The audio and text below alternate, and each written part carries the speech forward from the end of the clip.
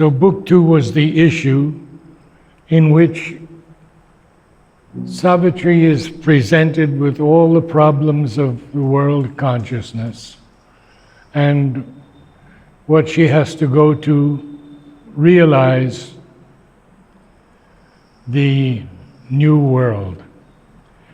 Now, Book 1, Canto 3 is the first book in which we hear Sri Aurobindo speaking about himself in the surname Ashwapati. And then for some extraordinary reason, we get into Book 1, Canto 4, The Secret Knowledge.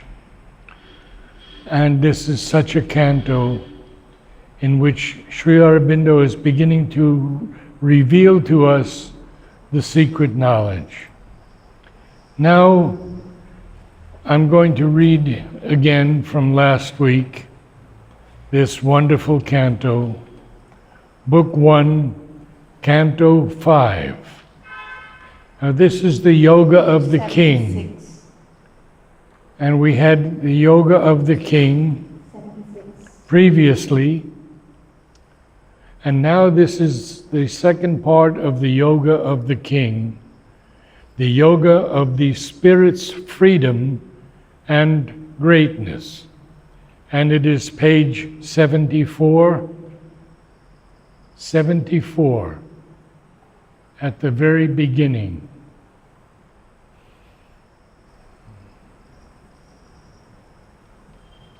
And it begins with this extraordinary line,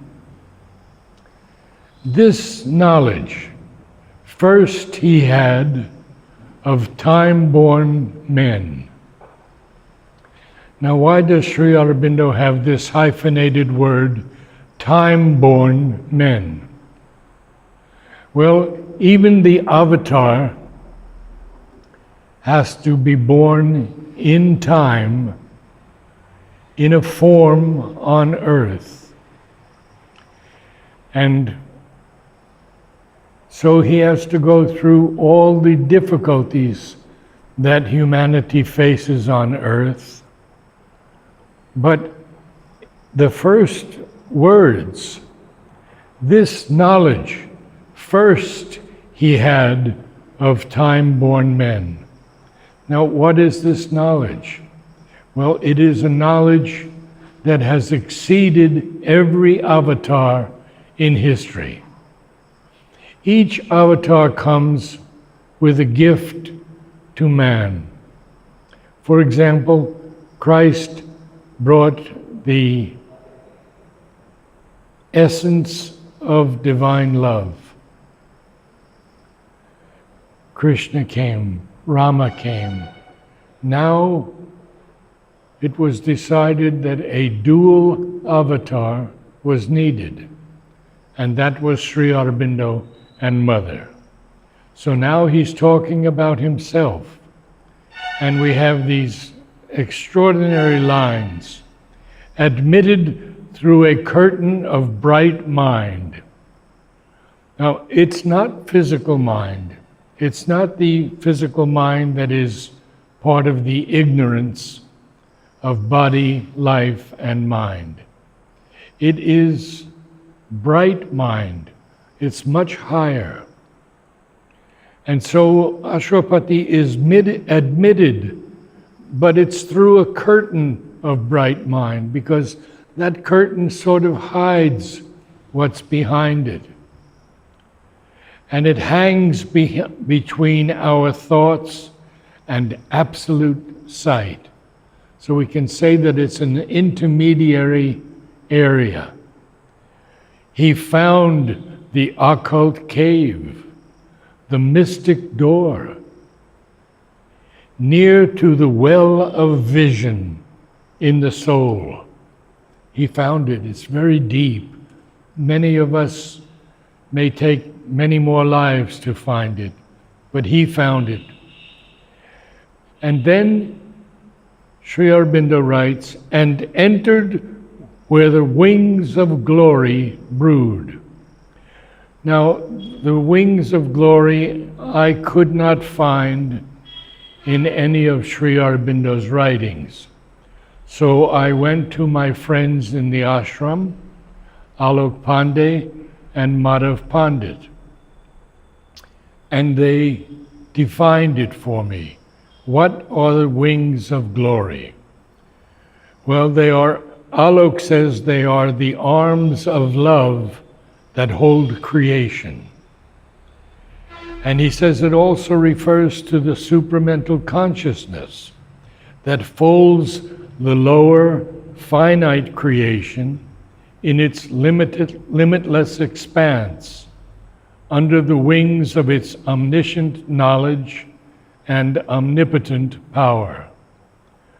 Madhav Pandit gives us a slightly different view, which is very powerful.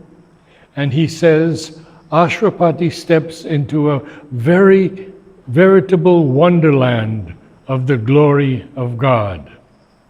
The glory is pictured as a huge bird whose wings are brooding over the new creation, just as a hen broods over its eggs.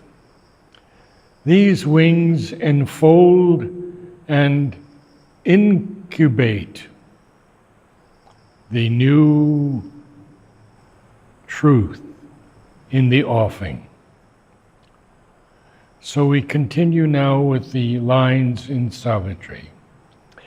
In the silent space where all is forever known, indifferent to doubt and belief, avid of the naked real's single shock, he shore the cord of mind that ties the earth heart and cast away the yoke of matter's law. So we have to look at a few words here. Avid, when someone is avid, when one has an ardent desire for something. But what is this naked real's single shock? It's the realization of the divine principle, the divine essence.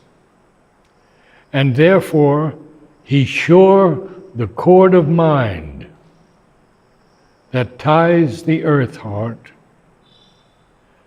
and cast away the yoke of matter's law. Well, this is extremely important. We have a cord of mind in the ignorance that ties our earth heart. And he shore it. He cut it. He cut through it and cast away the yoke of matter's law. Well, we know what a yoke is. And the easiest example we can see is the two oxen working together and this yoke that holds them together as they work on the grain, step on the grain, whatever. So he capitalizes the word matter here. And when Sri Aurobindo capitalizes a word, he actually means the essence of that word. And in my study of Savitri, I have gone through all of the books of Sri Aurobindo and Mother and taken out the definitions that apply in Savitri. So, what is matter, since he capitalizes this word? Well, first of all, in the Life Divine, he says, matter is by no means fundamentally real. It is a structure of energy. And then he says, again, in the Life Divine, Matter is the form of substance of being, which the existence of Satchidananda, a trinity of existence, consciousness, and delight, assumes when it subjects itself to this phenomenal action of its own consciousness and force. Matter is the body or field of a consciousness hidden within it, the material universe, a form and movement of the spirit. It's very powerful lines. So matter is not totally inconscient. Matter is this form of substance and that holds a creative energy because it is the movement of the power of the spirit. Matter itself cannot be the original and ultimate reality. At the same time, the view that divorces matter and spirit and puts them as opposites is unacceptable.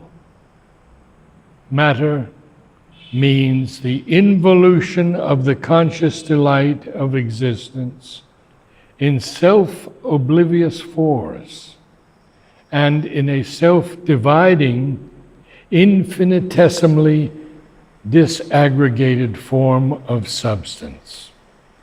And he goes on, but this gives us a beginning. And now we go back to Savitri. The body's rules bound not the spirit's powers. When life had stopped its beats, death broke not in. And we are told in, I believe it was Parani's book on Sri Aurobindo, that Sri Aurobindo could stop his heart completely, sometimes for a couple of minutes, and then come back and never die. When life had stopped its beats, death broke not in. He dared to live when breath and thought were still. Thus could he step into that magic place, which few can even glimpse with hurried glance, lifted for a moment from mind's labored works and the poverty of nature's earthly sight. Well, let's take a look at these two lines especially, because mind's labored works are what we live in right now. Mind for us is always searching, always seeking, always trying for something, to create something, to understand something. But it is ignorant, and it can only truly become knowledgeable, fully knowledgeable, if it rises to the next height, which we call the spiritual realms of consciousness, higher mind. And the poverty of nature's earthly sight. Well, why is it a poverty of nature's earthly sight? Because we cannot see. We can't see the future. We cannot remember the past. We cannot see moment to moment what will happen. And not only that, but he capitalizes the word nature. And we have to look at what Sri Aurobindo means by nature when he makes it a capital. Well, the first thing he says to us in the synthesis of yoga, an active force of conscious being which realizes itself in its powers of self-experience, its powers of knowledge, will, self-delight, self-formulation, with all their marvelous variations, inversions, conservations, and conversions of energy, even perversions, interesting word, is what we call Prakriti, or nature, in ourselves as in the cosmos. Again, in the Life Divine, he says, all nature is simply the seer will, the knowledge force of the conscious being at work to evolve in force and form all the inevitable truth of the idea into which it has originally thrown itself. Now, Sri Aurobindo capitalizes the word idea, which he often uses as a synonym for the supermind. What else does he say? In Essays Divine and Human, he writes, "For nature is nothing but the will of God in action."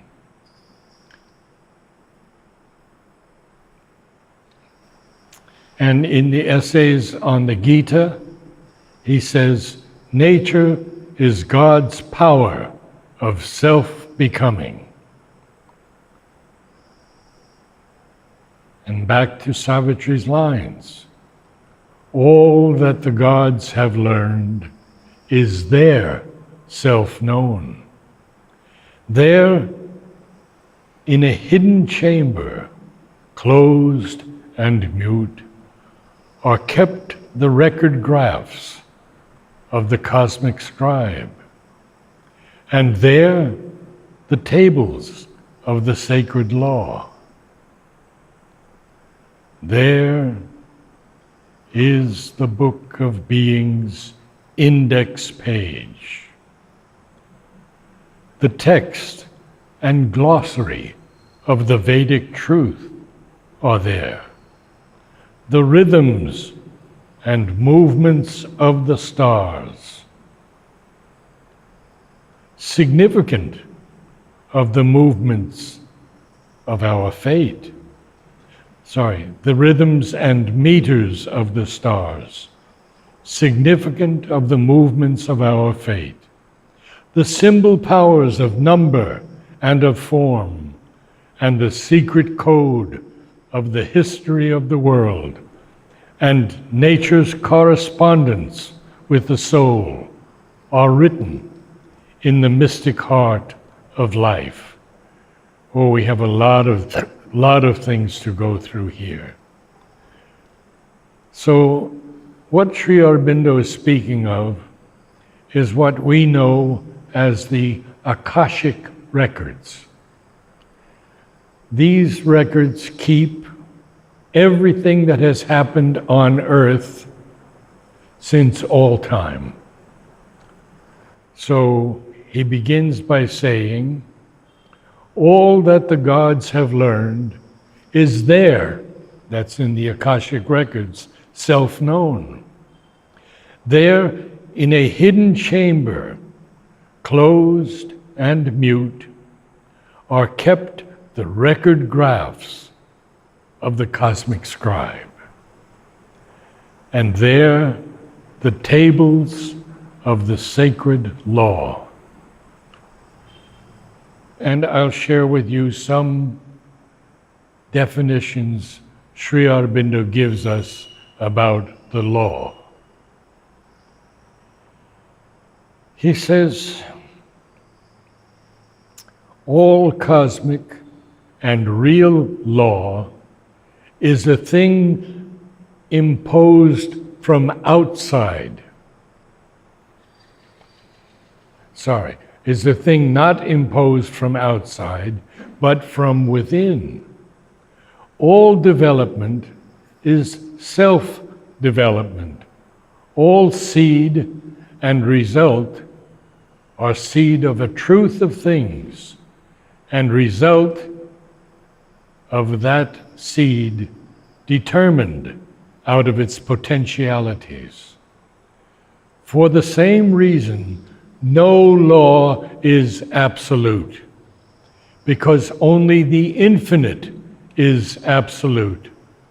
And everything contains within itself endless potentialities quite beyond its determined form and course, which are only determined through a self-limitation by idea proceeding from an infinite liberty within. We are starting to see that law is changeable. We have a law right now because we live in the ignorance. But the moment we rise above that law into the spiritual realms of existence, those laws don't apply.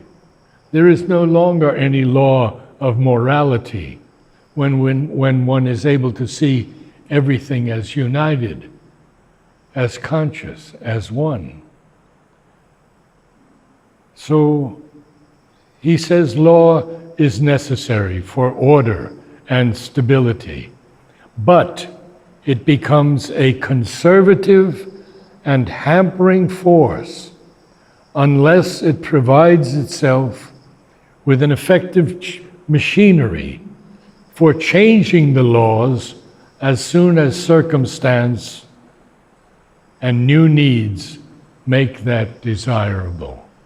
So at each stage of the evolution, there are different laws. And now we understand that the law that we have here, we can say is similar to the 10 Commandments. Do not kill, do not this, do not do that. That's a law, and it's a process or a formula. But the soul is the user of processes and exceeds formulas. There is the Book of Being's index page. Very interesting phrase.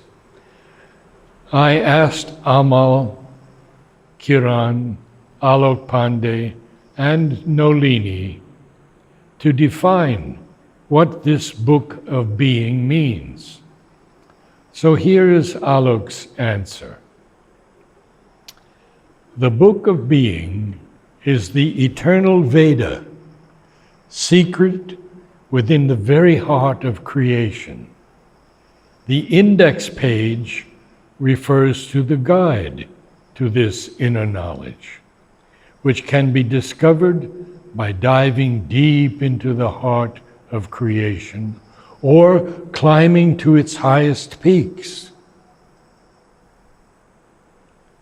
Ashwapati, the king seer, has done.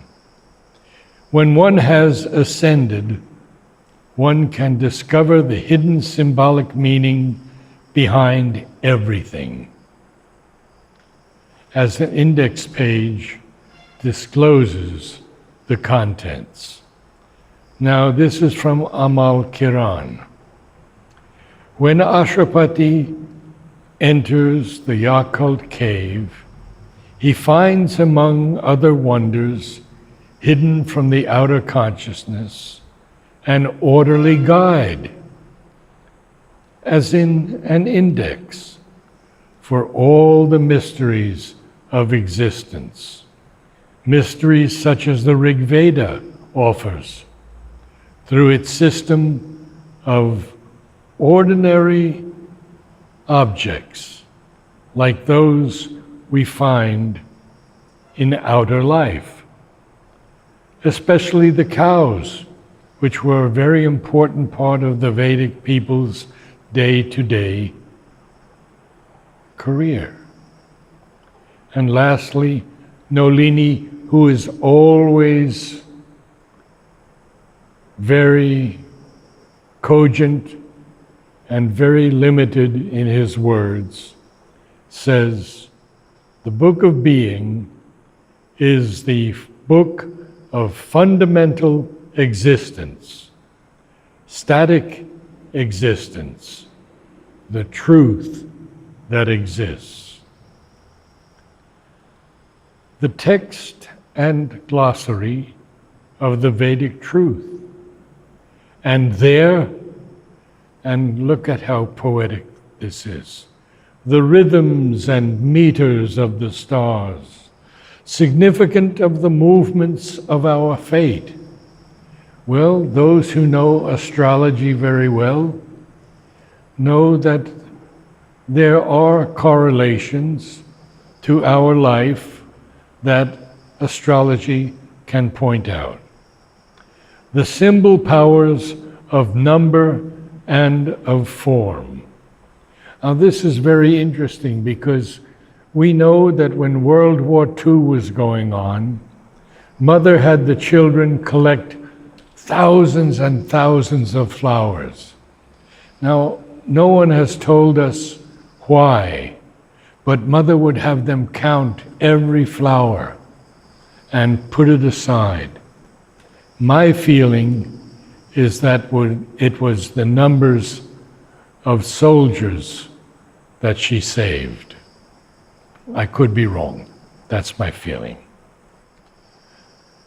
And the secret code of the history of the world and nature's correspondence with the soul are written in the mystic heart of life. And here we are again with the capital L for life. So we have to take a little time and listen to Sri Aurobindo's words on life. In his work, Social and Political Thought, he writes, life itself here on earth is being at labor in matter to express itself in terms of conscious force. Human life is the human being at labor to impress himself on the material world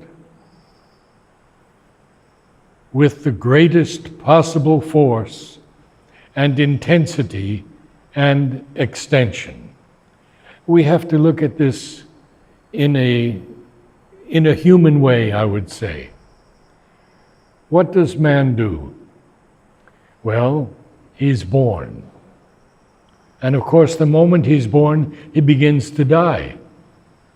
It may be 100 years, 120 years, doesn't matter. When we are born, we begin to die. But in that interim time, what do? Well, we may have a family. We get an education. We become a scientist or a farmer or whatever experience. And so he says here, and nature's correspondence with the soul are written in the mystic heart of life. And so life is the dynamic expression of consciousness force when thrown outward to realize itself in concrete harmonies of formation. Life is not only a play of forces or a mental experience, but a field for the evolution of the concealed spirit.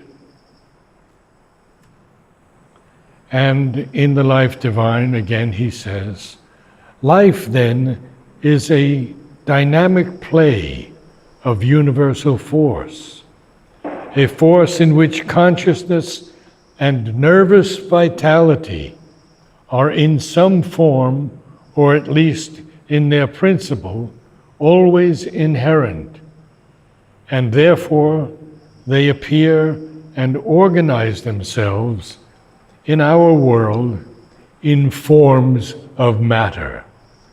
Now, what does that mean?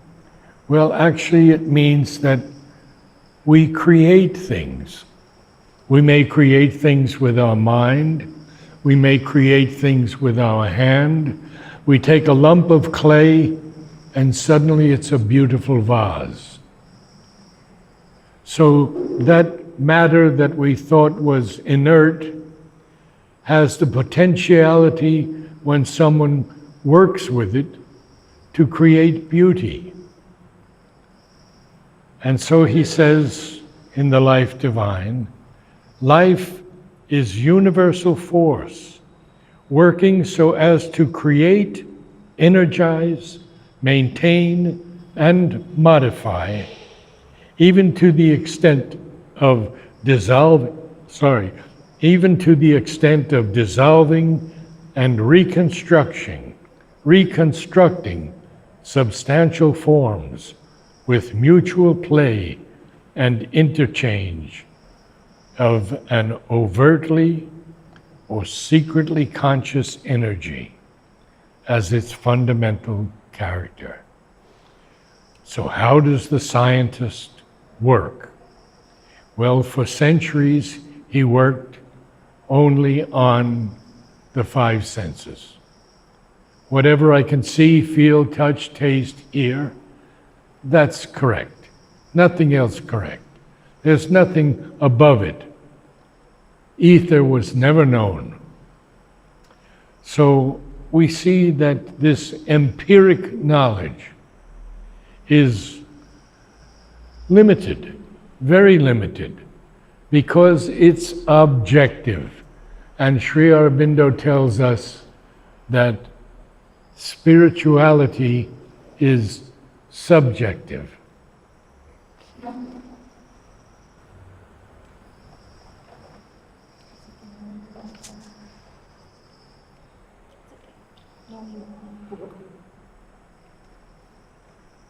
So life is an infinite force working in the terms of the finite.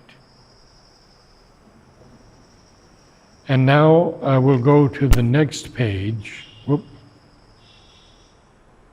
And we don't have much time left. 75.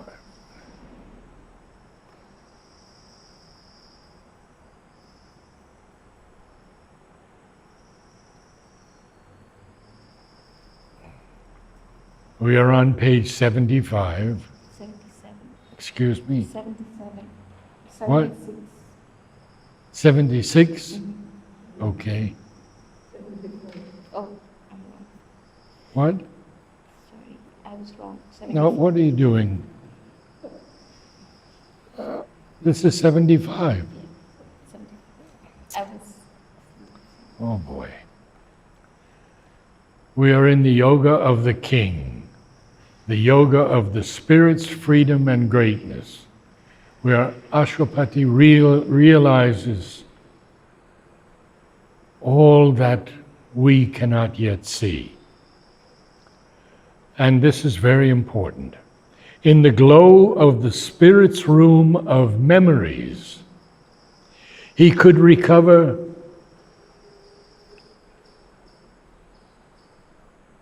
the luminous marginal notes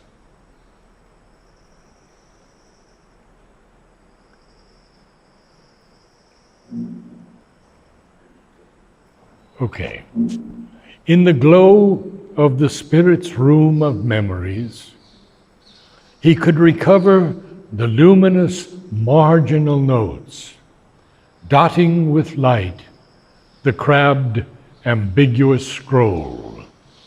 Now, this is so extraordinary. If you look at Sri Aurobindo's manuscripts, he has marginal notes all along the sides of the manuscript. So Ashwapati is able to recover the luminous marginal notes, dotting with light the crabbed ambiguous scroll.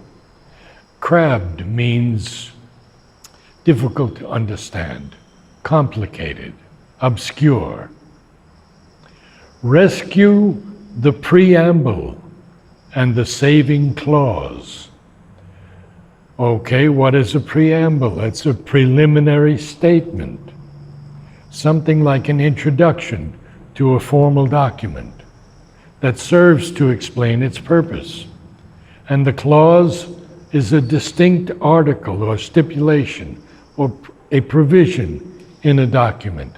You see, every word of Sri Aurobindo, whether it's in the Life Divine, Synthesis of Yoga, any of his books, is sacred and absolutely important.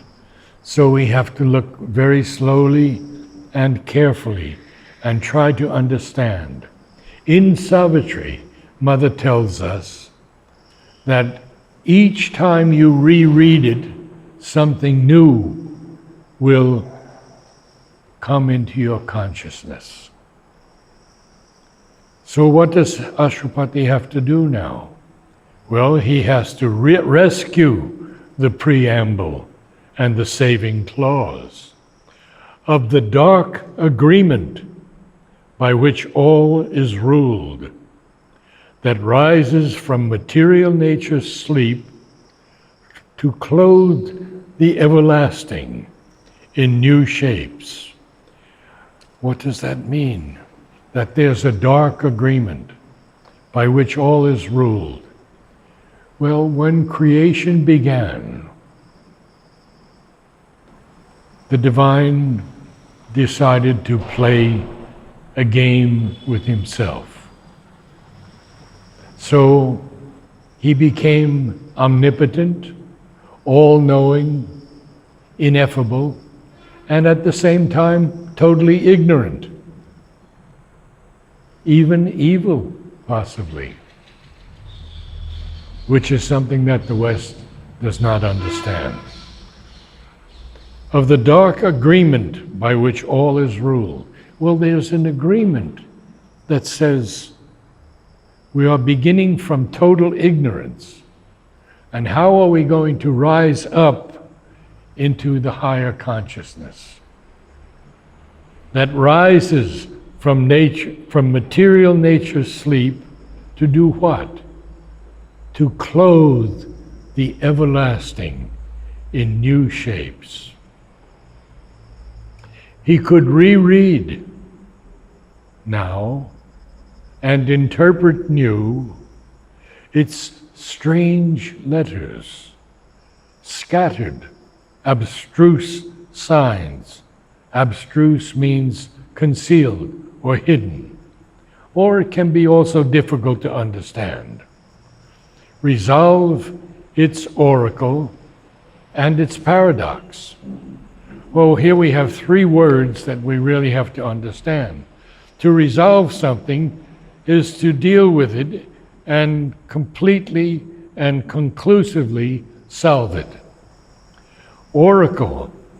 An oracle is generally understood as a priestess through whom a deity is held to respond when consulted. But that is not really the definition here. The definition here is more a command or revelation from God. And last line, resolve its oracle and its paradox. A paradox is something contradictory. It's a statement or a proposition that seems self-contradictory or absurd, but in reality expresses a possible truth. Its riddling phrases and its blindfold terms, riddling, puzzling, perplexing, the deep oxymoron of its truths repliques. Repliques is from a French word, and it means responses or replies. Now, what is an oxymoron actually? Well, it's a rhetorical figure in which contradictory terms are combined. And I'll give you a few examples. A deafening silence. A mournful optimist. A cruel kindness. Awfully nice. Hmm? Awfully nice. Awfully nice. To make haste slowly. So, and recognize as a just necessity its hard conditions for the mighty work. Nature's impossible Herculean toil. Herculean toil, of course, requiring tremendous effort, such as Hercules, who had to clean every day the Augean stables. Only her warlock wisecraft could enforce. A warlock is a sorcerer or a magician who has occult powers. Its law of opposition of the gods, its list of inseparable contraries. And I'm going to end there because our time is up, and we'll continue next week with the line, the dumb great mother in her cosmic trance. Now, Sri Aurobindo never uses the word dumb in a pejorative sense. It always means quiet or silence. Yes, absolutely. Thank you. Namaste. Namaste.